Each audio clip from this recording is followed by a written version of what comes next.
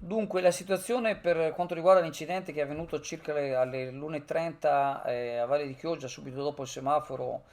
nei pressi, nelle vicinanze del ristorante Volpin, la situazione sembra che si stia normalizzando, anche se il traffico ovviamente adesso è molto formato, in quanto al momento c'è ancora la corriera,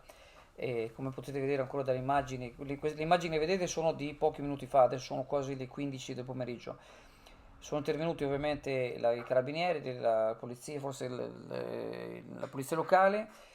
e questa coda che vedete, la coda che c'è in questo momento circa alla rotonda di Valli in pratica, e in quanto appunto i mezzi sono ancora ingombrano parte della carreggiata e quindi ovviamente